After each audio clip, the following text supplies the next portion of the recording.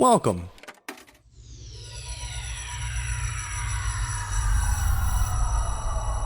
to Arcade Audio. Welcome to Dilettante. I'm Johnny. I'm Spencer. Here on Dilettante, we go on Wikipedia. We quick random article. And we talk about it. Yeah, we do. That's all. Yeah.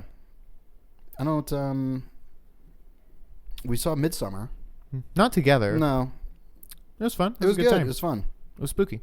It was spooky. It reminded me a little bit of Rosemary's Baby in that I wanted more. I constantly wanted more. I've never seen Rosemary's Baby. It's like, it's not, but it's like one of the first horror movies. Yeah. You know? So I don't know. So maybe like at the time, God, like I think about being in the audience for when Texas Chainsaw Massacre came out, because I watched it like recently and I was like, Jesus Christ, like this is crazy. Like, yeah, I can't even imagine being like, when did it come out? Like 1970? Yeah. Like imagine being like, yeah, in the theaters being like, what the fuck is happening? How is this legal? Honestly, yeah. Anyway, so I guess I want more Texas Chainsaw Massacre. Sure, But it's not. I'm nitpicking. It was good. It was. Yeah, It was. It worth was seeing. fun. It was fun. You want to get an article? Yeah, let's get an article. Okay, let's just do it. Craig McAllister. The father. All right. Craig McAllister, born 28 June 1980, is a Scottish semi-professional footballer and coach who is the player-manager of Southern League Premier Division South club Gosport Borough. What's the equivalent? Like, he's nobody to us, but I bet he has some amount of notoriety. Well, he's a semi-professional footballer. So maybe not. So maybe he's nothing. He's Also, he's born 1980, which means he's past his prime. 39 years old. There's no way he's still playing. And he's the player manager. So I feel like that means like a club that's small enough for him to do both is kind of like, all right, guys, I'd like to see a little more hustle from everyone but Craig. Craig, you fucking nailed it. You're the best dude of all time. Right. Like, the step above, like, my dad is the coach. Like, no, fuck that. I'm the coach. Yeah. He started his career with Eastleigh as a youth player. He moved to Basingstoke Town towards the end of 2001-2002, making his debut in March 2002. He spent 3 seasons there, making 113 appearances, scoring 66 goals before moving up the National League system. 66 goals feels like a lot, right? Who's to say? In 3 years? Yeah. So he had 22 goals a year? Is that a lot? I don't know. I feel like those games, I don't know. Maybe it's not. How many people are on a soccer team? 4? At least. Moving up the National League system to Conference National Club Stevenage Borough, where he made 10 appearances, having loan spells at Gravesend and Northfleet and Eastleigh. Does that mean he just got subbed out? I guess. To another team that needed somebody? Like, hey, we're down a man. If we don't get 11 players, we got to forfeit the match. He joined Woking in 2005. He had a short spell at Grays Athletic, being sent out on loan to Rushden and Diamonds. This can't all be real. Why don't we have an article for ourselves yet? Like, honestly, you know what I'm saying? Like, we're just as notable as this fellow.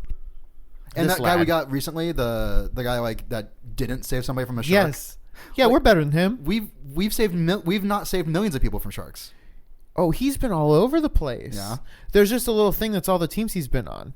Eastleigh, Basingstoke Town, Stevenage Borough, Gravesend and Northfleet, Eastleigh, Woking, Grays Athletic, Rushden and Diamonds, Oxford United, Exeter City, Barnet loan, Rotham United loan, Crawley Town, Newport County, Luton Town, Eastleigh. Keeps going back to Eastleigh. He loves Eastleigh. Sutton Island, Eastbourne Borough, Eastleigh, Gosport Borough, Blackfield and Langley, Gosport Borough. And he manages Gosport Borough now. And it's so weird. Like, every town he went to, there was just like a different unsolved murder. What was the one that was like something in Diamond? Rushden and Diamonds. Rushden and Diamonds. Yeah, that's a pretty cool town. That's like a 1980s like a Dallas type show. Ooh, yeah, Rushden and Diamond. Yeah. Mm-hmm. Do you want to hear his style of play? Sure. Aggressive. He plays as a striker. Okay. He is an explosive front man. Okay. And is described as a target man because of his height. I don't know if that means he's tall or short. Maybe he gets targeted. His time at Basingstoke Town was described as prolific due to the number of goals he scored. He fucking wrote this article. While at Exeter City, manager Paul Tisdale described him as excellent and said that McAllister and fellow Exeter striker Richard Logan had a good partnership together after McAllister scored a hat trick for the reserve team. After signing for Luton Town on loan in January 2012, manager Gary Braben described McAllister as adaptable in any role. He works hard, he's strong, and he chips in with his fair share of goals. You know, a lot of praise for a guy who's been on 48 teams. If he was so good, he'd go pro and not be a semi-pro. Yeah, like Will Ferrell. Did you ever see that movie? No, I didn't either. What's the worst Will Ferrell movie that you've seen? That I've seen. Yeah. Maybe Casa de Mi Padre. Yeah, I was hoping you had seen that. Okay, dude, that reminds me. Did we talk about this yet? I don't know if we have. Maybe we did. What's that fool's name? Adam Sandler. Did we talk about the murder mystery movie that he did? No. It's pretty fun. Jessica watched it and she enjoyed it. Yeah. Like, so he has that special he came out with like a year ago or whatever. That's extremely good. Extremely, you can't stress enough how good it is. And so I was like, okay, I'm willing to give this guy like a chance.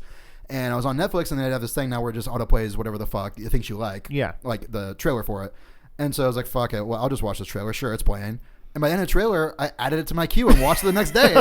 And it's not bad. Like, you know, it's not the best movie I've ever seen in my life. Sure. But like, it's pretty fun. Well, I don't think anyone has ever gone into an Adam Sandler movie and been like, this is going to be right. This is going to be a genuinely like good film. Right. It's going to be like Good Will Hunting or this whatever. Is just a fun like popcorn flick. It's pretty fun, and like it's pretty funny, and like there's like one or two moments of like, okay, like I would have cut that joke personally, but like overall, like pretty good. That's great. Yeah, and I don't know, like it seems like he has a pretty realistic relationship with his wife, who is played by Jennifer Aniston. Mm-hmm. I don't know, which I was like, this is nice. There's just like two normal people, and like, you know, going on a murder mystery cruise with rich people. The premise is so ridiculous that like they even I don't know, like they purposely know it's ridiculous. What's that called? Like lamp shading or something like that? I don't know. Is that Yeah, I don't. It's like that's like the name of the trope is okay. Like I think it's lamp shading. It's just like, well, fuck it, let's just do it. Yeah, like there's no Well, I saw like the first 15 minutes or whatever, and isn't it like he always said he would take her to Europe, right? And so like on the airplane ride over. It's like 15 years after they've been married or something, and she's like, when are you ever taking me to Europe? And he's like, surprise, we're doing it tomorrow. Like, and then he just goes online and buys the tickets like right then. Right. And so he's got this whole shitty, like, you know, slapdash last minute, you know, plan that he puts into place. But then while they're on the airplane over there, she meets this like crazy rich guy in the first class, you know, bar on the airplane, and they hit it off, and he's like, y'all should come on my fucking crazy yacht with me. And so they end up going, and a murder mystery ensues. It's like a whole ridiculous. That's fun. It's really fun, and it's like the whole time it's like.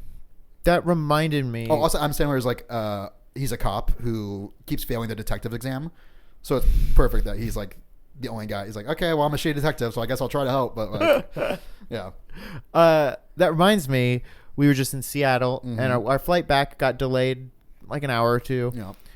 And we were just like waiting in the gate area, and someone else who was on the same flight was just a lot of like older people who were on the flight were very vocally upset. And it's like, well, it's just fucking delayed. Like it happens. What are you gonna do? Yeah, it's an airport. It happens. But she said, this woman. Yeah, the craziest thing that I could imagine someone saying in 2019, which was, I'm just going to call my travel agent and see if they can book something else. And I was like, okay. For real? Okay, that's very good. A travel agent must add a whole extra dimension of complication. I can't imagine that it's easier. Maybe not, because maybe they know what they're doing. I feel like I know what I'm doing. But like maybe they really like have like they're like, all right. Because like I know people who are very good at like booking flights and shit like that, and like finding workarounds, and you know, like, oh, this first class is cheaper than regular class, you know, like sure, for this crazy. And like, I would never know that, but you know what I mean, like, maybe if you're a travel agent, there's like special websites or something that only y'all can use. Sure.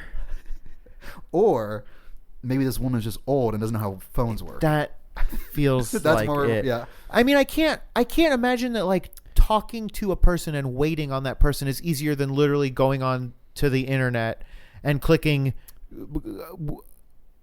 I will buy this flight. You know, like Right. I see what you're saying. Because, yeah, like, okay, well, I don't want to wait anymore. So what's the next flight to wherever? Right. I mean, that's like that's like going into a restaurant, telling a guy, "Hey, can you grab me a hamburger?" And then him ordering it for you? And bringing it to your table. Wait, yeah. I don't understand. I guess I just invented waiters. You did just invent waiters. That's how I was like, yeah, what are you talking about? Shit.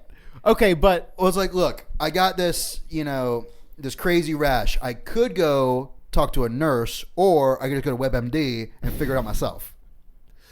Like, yeah, technically you're right. but I know what you're saying. Like, if that's why I'm like, unless it's more like having what's the youngest travel agent? Are there like 25-year-old travel agents? well, sure, Or- because or- here's the thing. I'll be a travel agent. I'll run a fucking grift on some olds. Are you kidding? Yeah, that's yeah, right. Okay. Every travel agent is 25. Yeah, that's true. Okay. Well, freak, man. Is there? Yeah. What are some good grifts that we could do? Travel agents. Travel agent's a good one.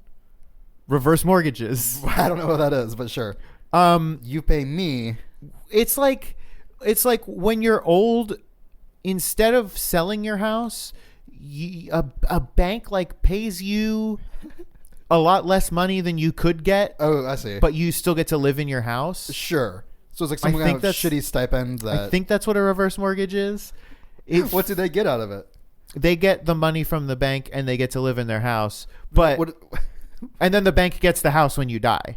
But that how that works? But I think Sure. So they, instead of paying like $200,000 for a Right. house or whatever the fuck, Right. they pay like, $10,000 over the course of 3 years until you die. They give you like $1,000 a month for 3 years Weird. until you die, and then they get your What house. the fuck? That's so weird. And like, It's something like that. it's time for old people. Because the I guess the idea is like you're gonna die soon. Right. You don't need $200,000. Yeah. And $10,000 is like, fuck yeah. Like, And then you can still live in your house. You don't have to Right. worry about selling it. Again, I could be wrong, but I'm pretty sure No, that's that's what probably a real that's what thing. reverse mortgage is. even if it's not a reverse mortgage, that's probably a thing that happens. Sure. It's just maybe called something different. Mhm.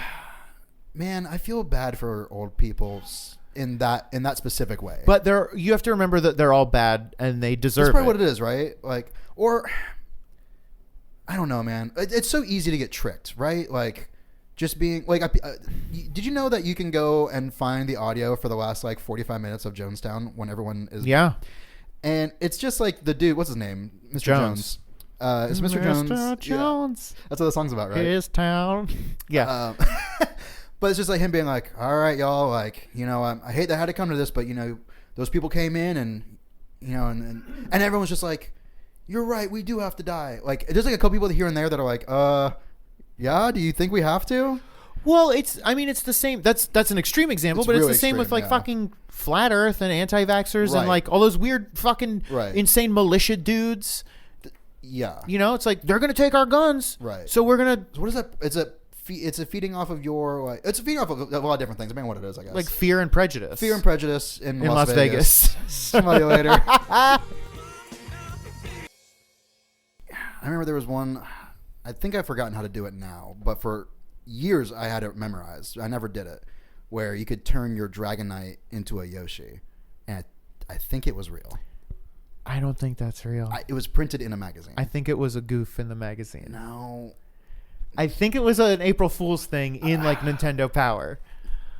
I'm not picturing Nintendo Power when I'm thinking of this.